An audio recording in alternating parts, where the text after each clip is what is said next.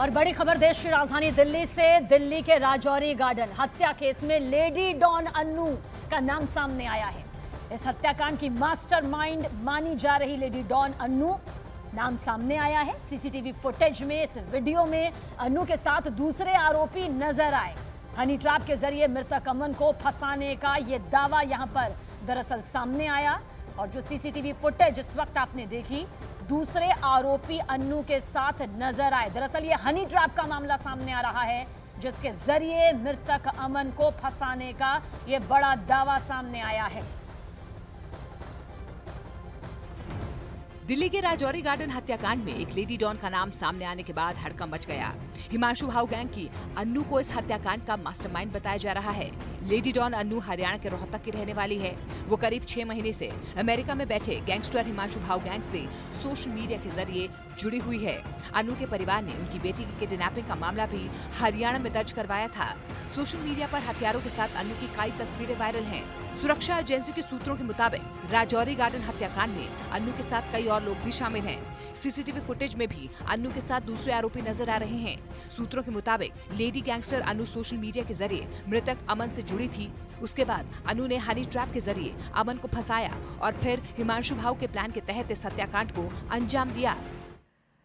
18 जून की रात दिल्ली के राजौरी गार्डन में हुए गोलीकांड ने नेशनल कैपिटल को हिलाकर रख दिया। इस दौरान गैंग वॉर में कुल 38 राउंड फायरिंग हुई। हमले के लिए 3 शूटर्स में से 2 ने रेस्टोरेंट में घुसकर अंधाधुंध गोलियां बरसाई। इस दौरान मरने वाले एक शख्स के साथ जो लड़की थी वो फरार हो गई। इस क्राइम को लेकर अब हनी ट्रैप के एंगल से भी जांच शुरू हो चुकी है।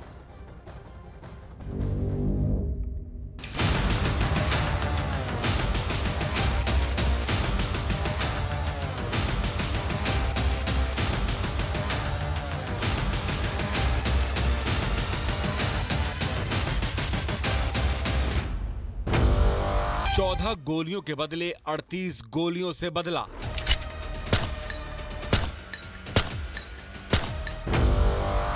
दिल्ली शूटआउट में हनी ट्रैप का एंगल।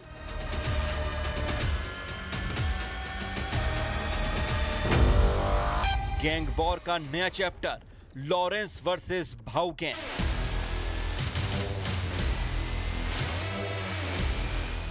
दिल्ली के राजौरी गार्डन में 18 जून की रात कितनी गोलियां चली, इसका सही अंदाजा किसी को नहीं, लेकिन जिसके इशारे पर यह शूटआउट अंजाम दिया गया उसका दावा ये है। सोशल मीडिया पोस्ट में राजौरी गार्डन शूटआउट को अंजाम देने वाले भाऊ गैंग ने 40 गोलियां दागने का दावा किया है। सोशल मीडिया पोस्ट में दावा इतना भर नहीं है। भाऊ ने धमकी दी है कि आगे ऐसे खूनी कोहराम होते रहेंगे, क्योंकि भाऊ गैंग की जानी दुश्मनी जिस लॉरेंस बिश्नोई गैंग से है उसके गुर्गों को वो चुन चुन कर सफाया करेगा। जाहिर है ये गैंग वॉर का नया और थ्रिलर चैप्टर शुरू हुआ है, जिसमें फिलहाल हिमांशु भाऊ गैंग भारी पड़ रहा है। मंगलवार की रात जिस अंदाज में भाऊ गैंग ने बर्गर आउटलेट पर हमला किया, उसने पूरी दिल्ली को दहला दिया है। दिल्ली के राजौरी गार्डन के एक रेस्टोरेंट के भीतर 3 हमलावरों ने फायरिंग कर एक आदमी की हत्या कर दी। राजौरी गार्डन गोलीकांड मामले में मृतक का नाम अमन बताया गया है। पुलिस के मुताबिक अमन अशोक प्रधान गैंग से ताल्लुक रखता था। सूत्रों के मुताबिक अक्टूबर 2020 में नीरज बवानिया के रिश्तेदार शक्ति दादा की हत्या की मुखबरी का आरोप अमन पर था। और अब इसमें बड़ा खुलासा ये हुआ है, सूत्रों के मुताबिक इस पूरे मर्डर की जो जिम्मेदारी है वो हिमांशु भाऊ और नवीन बाली गैंग ने ली है, जो कि विदेश में छुपे हुए हैं।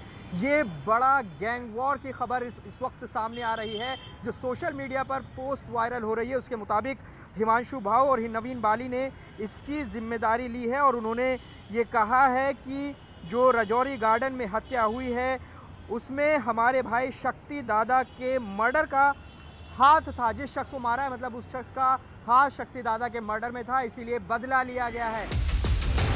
गोली कांड के वक्त अमन के साथ एक महिला भी मौजूद थी, जो गोलीबारी के बीच मौका वारदात से फरार हो गई। सूत्रों का दावा है कि मृतक की महिला दोस्त उसका पर्स, आईडी कार्ड और मोबाइल लेकर फरार है। इसीलिए पुलिस गोलीकांड में हनी ट्रैप एंगल से भी जांच शुरू कर चुकी है। पुलिस ने गोलीकांड के बाद मुकदमा दर्ज कर कई टीमों का गठन किया है।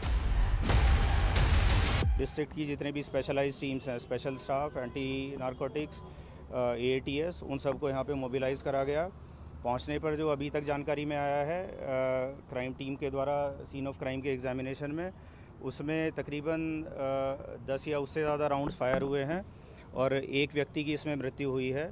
उस व्यक्ति की आइडेंटिटी इस्टेब्लिश करने के लिए और बाकी जो लोग जिन्होंने इस वारदात को अंजाम दिया है उनकी पहचान करने के लिए टीमों का गठन करके और हम लोग उस पर काम कर रहे हैं। पूरी वारदात सीसीटीवी में कैद हुई है, जिसके जरिए पुलिस सुराग तलाशने में जुटी है। हालांकि खुद को गोलीकांड का मास्टरमाइंड बताने वाले हिमांशु भाऊ पुलिस की पकड़ से बहुत दूर पुर्तगाल में बैठा बताया जाता है। हिमांशु भाऊ की क्राइम कुंडली खंगालने पर हैरत अंगेज बातें पता चलती हैं।